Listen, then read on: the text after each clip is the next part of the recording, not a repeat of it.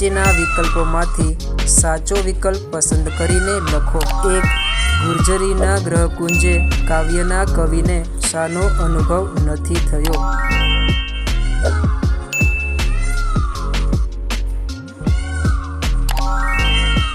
જવાબ સી. ભર ઉનાળે તાપ્યા અહીં સગડીએ। 2. આંખ અમારી ખુલી અહીં પહેલી દ્વારા કવિ શું કહેવા માંગે છે?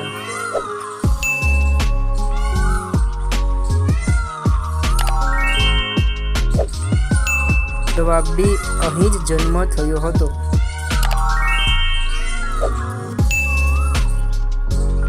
3.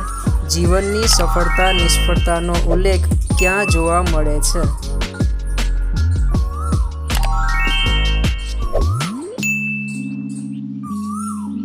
જવાબ સી. જીવન જંગે જગત ભમ્યા। 4. જીવનરૂપી યુદ્ધમાં કવિ ક્યાં ભમ્યા હતા?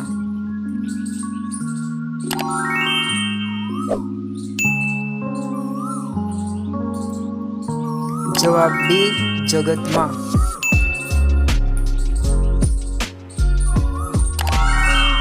પ્રશ્ન 2. નીચેના પ્રશ્નોના 2-3 વાક્યોમાં ઉત્તર લખો। 1. કવિનો પ્રારંભના જીવન માટેનો પહેલો અનુભવ શો હતો? જવાબ. કવિનો પ્રારંભના જીવન માટેનો પહેલો અનુભવ હતો કે ગુર્જરીના ગ્રહકુંજે એમનો જન્મ થયો। અહીં પાપા પગલી માંડી એમના યૌવનની વાદળી પણ અહીં જ વરસી હતી।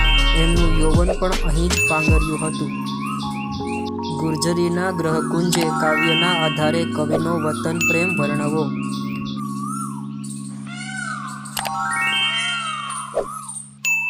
જવાબ. કવિનો જન્મ પણ અહીં જ થયો હતો। તેમનું બાળપણ અહીં વીત્યું।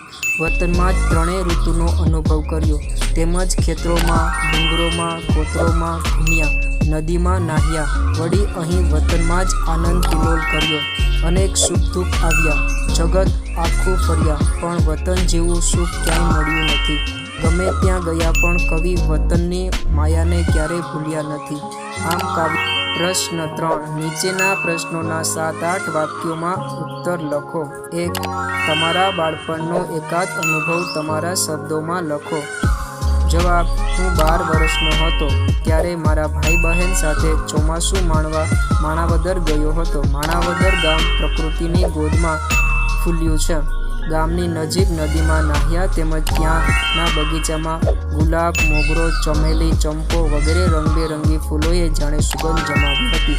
બોર, સેતુર જેવા અનેક ફળો હતા।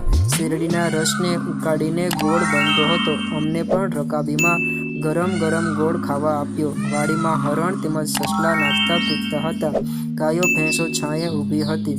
વાડીમાં કોયલના ટહુકા, મંદિરના શિખર પર ટહુકતો મોર, આકાશમાં દેખાતું મેઘધનુષ, ઉપરાંત પહાડ પરથી નીચે ઉતરતી નદીના પાણીને જીવતો મોર જાણે વર્ષાને વધાવવા નૃત્ય કરી રહ્યો હતો।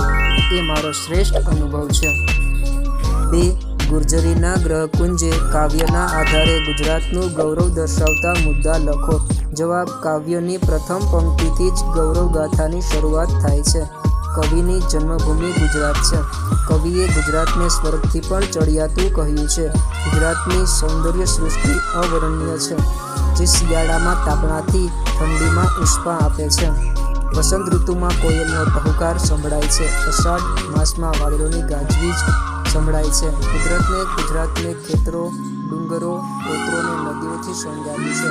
ગુજરાત અર્થાત વતનની માયાનો મમતાવાળું સ્પર્શ માનવીને અનેરું જીવન જીવવાનો સાથ આપે છે। આ છે ગૌરવંતી ગુજરાત। પ્રશ્ન 4. નીચેની કાવ્ય પંક્તિઓ સમજાવો।